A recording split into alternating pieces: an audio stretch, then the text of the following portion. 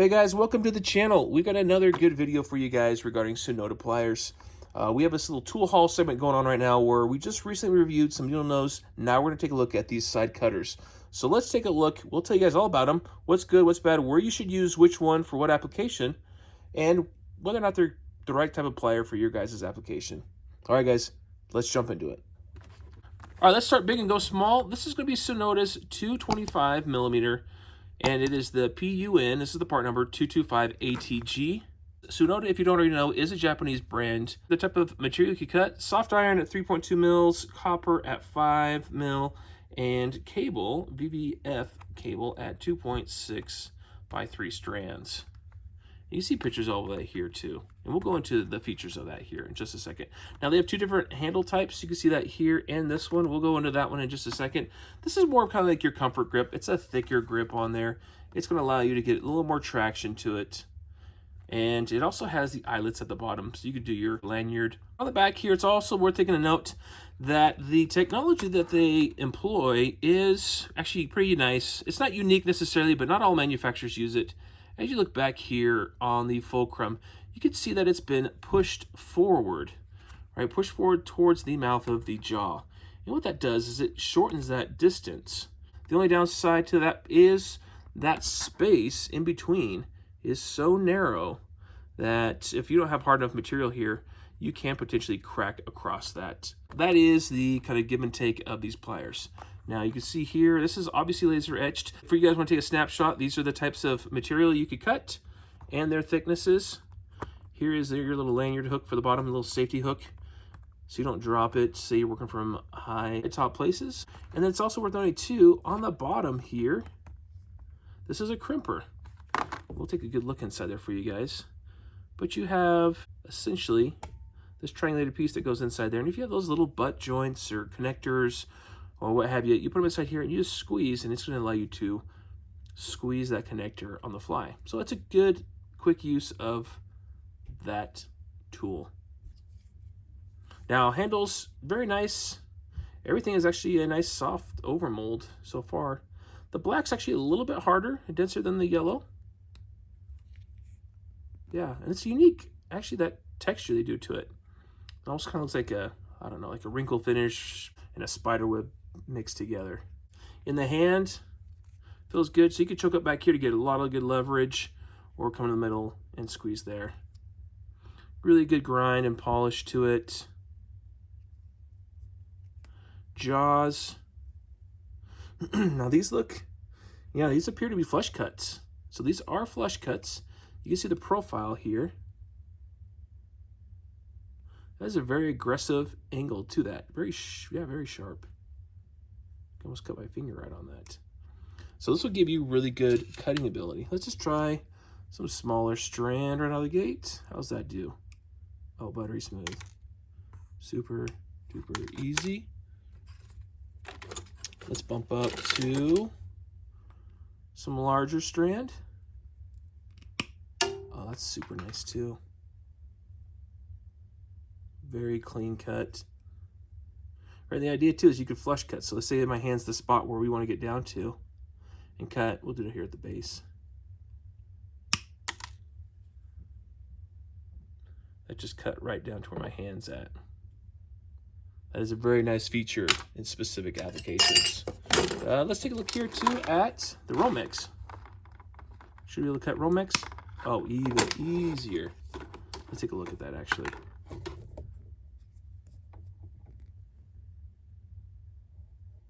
Very beautiful clean cut there. All right, that's all solid core. And then we'll just try a little bit here as well. Almost cut through. A little strand got caught. Yeah, that cuts just fine. Maybe if you want to cut some seatbelt.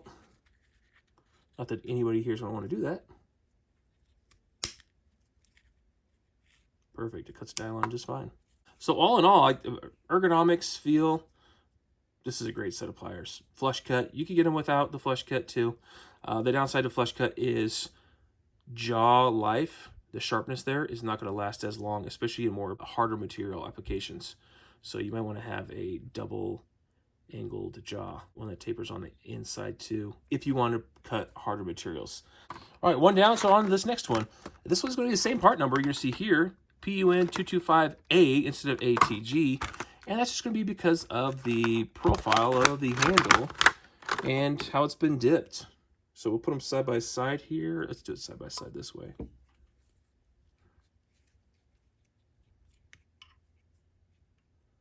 All right, side by side. These handles make this one just a tad bit longer. Let's fit it that way. These ones are just dipped. So it's obviously only going to be as long as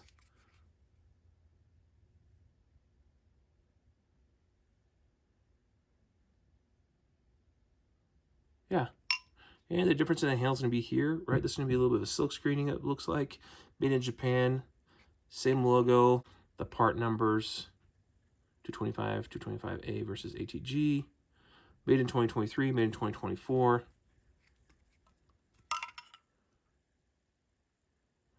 Same jaw and profile. Yeah. All the same, guys. Again, the only difference is going to be just these are dipped handles. And these are, I mean, they're a little bit easier to grab, but they don't have quite the cushioning. So if you're really worried about cutting something really hard, which you shouldn't be doing this with these should be soft material only if you're worried about that. Or maybe you have arthritis. These will be a good choice to get. And all the specs are going to be the same on this one. On the back. 30% increased cutting power because of that fulcrum being moved closer towards the jaw. All right, so those are the large ones. This is going to be your 160 millimeters. So we're going from 225 down to 160. This is part number CN160N. And these are just your regular diagonal cutting pliers. Now here's the sizes of what you're supposed to be able to cut with that. It is their King TTC, just like the other brand, made in Japan. Again, here's what you could cut based off of that size. Weigh 160 grams, and they're 162 millimeters in length. I love how specific the Japanese are with their information. Okay. Now, I was just mentioning the jaw. And, okay, so this one, let's talk about the jaw here first. You're going to notice that the center point is very much center-based. It's not forward-based to give you additional leverage in cutting. It is in the center, and that's going to be for durability in the case of these set of pliers. It's also worth noting, too, that the jaw is going to have a double taper to it. So it's going to be ground from this side on the inside. All right, here's the original machining, and then here's the grind, and then here's the backside grind. And that's going to give you a smaller, less pointy of a tip. Looks like these are sharp tip to sharp tip. They look to be straight, dead on. Go ahead and give them a cut test. That was a little bit more work. Sent everything flying. So also we're noting this back here is also used as a crimper as well. So if you need to crimp something, a butt connector, what have you, you can use the backside as a crimper as well. This is the JIS standard. So this is for a Japanese industrial standard. And there's the part number. So this is them referencing to Japanese spec for their plier set. But dipped handles, nice nylon dip, no logos on it like the larger ones. Everything's going to be just here in the head itself.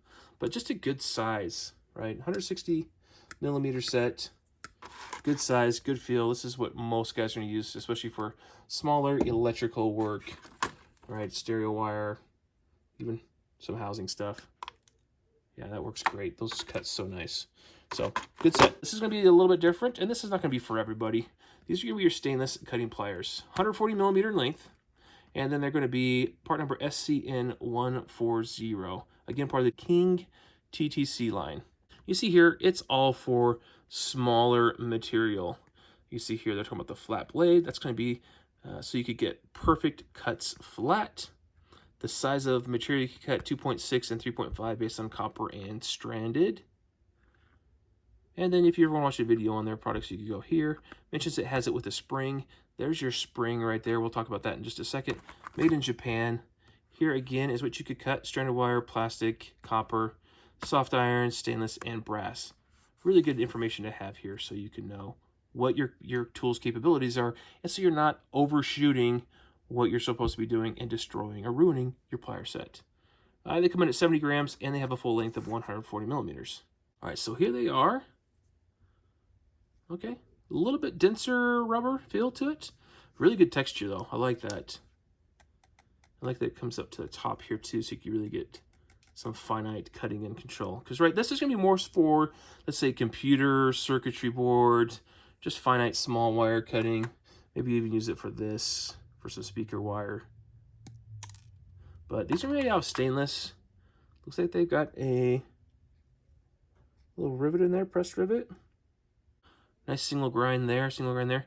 Then you'll notice right here, these are flush cuts. So the profile of this, much like the larger ones, is perfectly flat. So I'll show you again an example of this. If you're trying to get this, say my fingernails are the flush cut, but you come down to there, cut it. There you go, guys. Perfectly flush cut. And that's great for if you want stuff to not stick out. But I wanted to give you guys a shot of it here too. So this is something that's actually pretty important to a lot of guys who work with zip ties.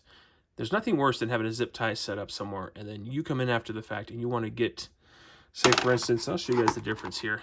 You want to get that zip tie tight as you can, but you come back and you cut it with, say, one of these. This is just a regular set. It managed to actually cut pretty close, but see that sticking up?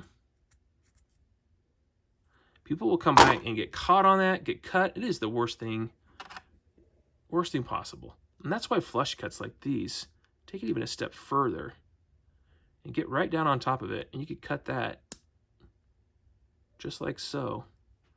And look at that. Absolutely nothing there to cut you with. That's what flush cuts are great for. So you can use these for zip ties, use it for PC work, small electronics.